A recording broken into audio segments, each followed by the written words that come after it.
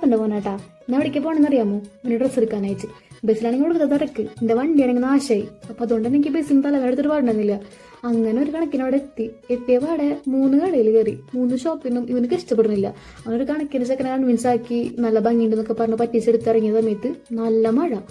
ഈ മഴ തുറ നേരമില്ല ഗൈസ്. കാരണം ഇവന്റെ അച്ഛൻ, അതായത് എന്റെ പാപ്പൻ, ഇപ്പൊ തന്നെ 50 പ്രാവശ്യം ഫോണിൽ വിളിച്ചിട്ടുണ്ട് എവിടെ വെച്ചിട്ട്. കിട്ടിയ ബസ്സും കയറി നേരെ കയറി നിന്ന് ടെൻഷൻ അടിച്ചിട്ട് പാടുണ്ടായിരുന്നില്ല. അങ്ങനെ വാടനപ്പിലെത്തി. അവിടെ എത്തിയ വഴിക്ക് പിന്നെ വേഗം പോകാൻ പറ്റുമോ? കാരണം ഈ പോക്കിനെ യഥാർത്ഥ ലക്ഷ്യം എന്ന് അറിയാമോ?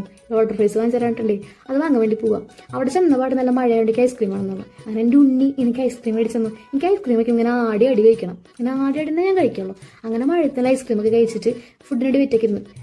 ഈ സമയത്ത് എന്നോട് പറയണേ, ചേച്ചിക്ക് ഡ്രസ്സൊന്നും ഇഷ്ടപ്പെട്ടില്ല, ചേച്ചി പറഞ്ഞാൽ അടുത്തത് എനിക്ക് ഒട്ടും ചേരുന്നില്ല എന്നൊക്കെ പറഞ്ഞിട്ട് എനിക്ക് അപ്പോൾ ദേഷ്യം വന്ന്. ഗംഭീരതല്ലേ ഇവന്താ പറയേണ്ടത്, അതിനെ മാറ്റിയെടുക്കായിരുന്നില്ലേ? എനിക്കാണെങ്കിൽ ആകെ ടെൻഷനായി. മേമ വഴക്കുറയോ പാപ്പ വഴക്കുറയോ വെച്ചിട്ട് ആകെ ടെൻഷനായി. അതിന് കുറേ കൺവിൻസ് ആക്കി കുറേ വഴക്ക് പറഞ്ഞു, ഭംഗിയുണ്ട് അങ്ങനെയാണ് ഇങ്ങനെയാണെന്നൊക്കെ പറഞ്ഞു. ഇതിൻ്റെ ഇടയ്ക്ക് പാപ്പ വിളിക്കുന്നുണ്ട് 100 തവണ. ഫുഡ് പാഴ്സൽ പറഞ്ഞ് ഇറങ്ങി. അങ്ങനെ ഇറങ്ങി കഴിഞ്ഞിട്ട് പിന്നെ വണ്ടി വിളിക്കാൻ നേരില്ല. എൻ്റെ വീട് ഓണം കയറാൻ പോലെ ആയതുകൊണ്ട് ഇവിടെ നിന്ന് വണ്ടി കിട്ടണമെങ്കിൽ നല്ല ടാസ്ക്കാണ്. അങ്ങനെ കുറേ നേരം വെയിറ്റ് ആക്കുന്ന ഒരു വണ്ടി കിട്ടി വീടെത്തിപ്പിക്കണം.